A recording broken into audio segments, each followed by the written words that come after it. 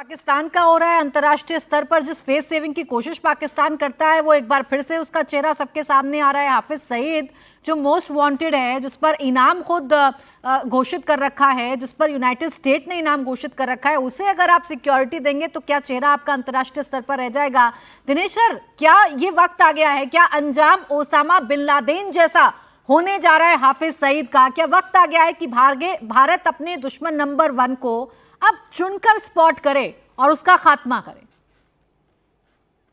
देखिए प्राची, मेरा मानना है कि ओसामा बिन लादेन हो या फिर हाफिज सईद हो, पाकिस्तान की जो आज की सिचुएशन है उसके अंदर अगर सबसे बड़े कोई टेररिस्ट हैं तो वो आईएसआई और इनके जो चीफ हैं वो हैं, क्योंकि इनकी आर्मी रेडिकलाइज हो चुकी है। ओसामा बिन लादेन के बाद में जो हाफिज सईद का, जैसे हम लोग ये बता रहे थे आलिया अभी कि जिस प्रकार से ये पाकिस्तान के अंदर गदर कर रहा है, ये सब मोहरे हैं पाकिस्तान की आर्मी के। पाकिस्तान की आर्मी को अगर आज हिंदुस्तान से अगर कोई डर ना हो, पाकिस्तान को उसको हिंदुस्तान का डर ना दिखाया जाए, तो आप मुझे बताइए पाकिस्तान की आर्मी का वजूद ही क्या रह जाएगा?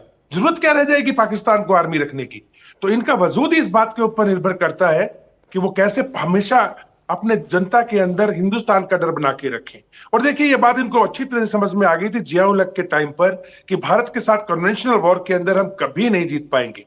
तो इन्होंने कहा कि ठीक है, फिर एक दूसरा तरीका अपनाते हैं और उसको कहा गया operation Topaz, to bleed India with 1000 cuts, कि इनको ये छोटे छोटे गुरिल्ला ग्रुप्स को डेवलप करो, आतंकवाद को डेवलप करो और इनको स्ट्राइक करो। और वही चलता आ रहा है, चाहे वो मुशर्रफ क्यों ना हो, चाहे उसके बाद में आज जो आसिफ मुनीर है वो क्यों ना हो। मुशर्रफ ने तो खुल के कहा था कि हाफिज सईद जैसे लोग और ये जो मसूद अजहर है, ऐसे लोग तो हमारे नेशनल असेट्स हैं।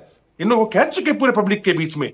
और क्यों, अब देखिए उनको ट्रीट भी वैसे ही किया जाता है। थोड़े महीनों के पहले की बात है, मसूद अजहर को पूरे हार्ट का कोई प्रॉब्लम हुआ था, उसको हेलीकॉप्टर से लेकर के कराची के आर्मी हॉस्पिटल में ले जाया गया, वहां पर उसका ट्रीटमेंट किया गया। इन सबको जो है पूरा वीआईपी ट्रीटमेंट दिया जाता है।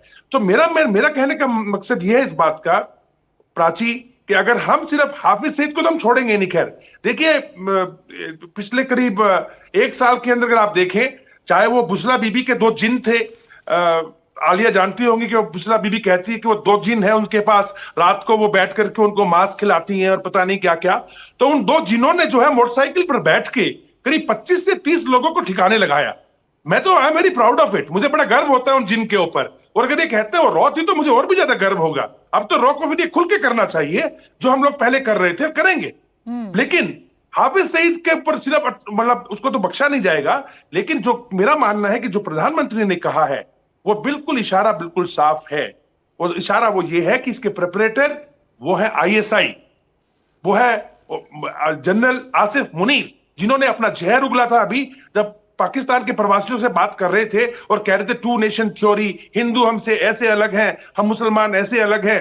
मुझे एक बात समझ में नहीं आती प्राची, इस देश को जिसने खड़ा किया इस्लाम के नाम पे, अगर जितने भी स्कॉलर्स हैं पढ़ के देखें, वो तो खुद ऐसे काम करता था जो इस्लाम में परमिटेड नहीं है।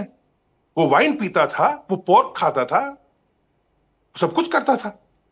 तो ऐसे इंसान के कहने पे भारत को तोड़ा गया। और जिन लोगों ने मांग की थी प्राची इस बात की पाकिस्तान की, वो ज्यादातर लोग उत्तर प्रदेश और बिहार के थे, वो तो यही रह गए। तो ये है कौन लोग? इनकी आइडेंटिटी क्या है? आइडेंटिटी समझ में नहीं आती।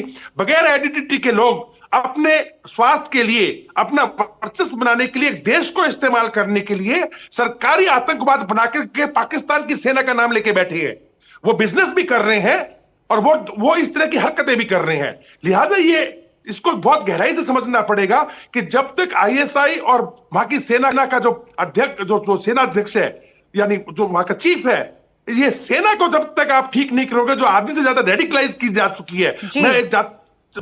अगर आप परमिट करें तो मैं एक बात बताना चाहूंगा प्राची आपको। जी बोले। एक परमिट करें तो बोले। ये आज की तारीख का जनरल आसिफ मुनीर कौन है? इसकी फैमिली पार्टीशन के टाइम जलंधर में हुआ करती थी। जलंधर से ये लोग गए थे पाकिस्तान। और इनके फादर साहब कौन थे? इमाम, मदरसों में पढ़ा है ये आदमी। मेंटली पूरे का पूरा रेडिकल है और पूरी सेना को आदि को रेडिकलाइज करने की कोशिश कर रहा है। तो हाफिज सईद जैसे लोग डेफिनेटली इनके साथ में इन्होंने पाले हैं।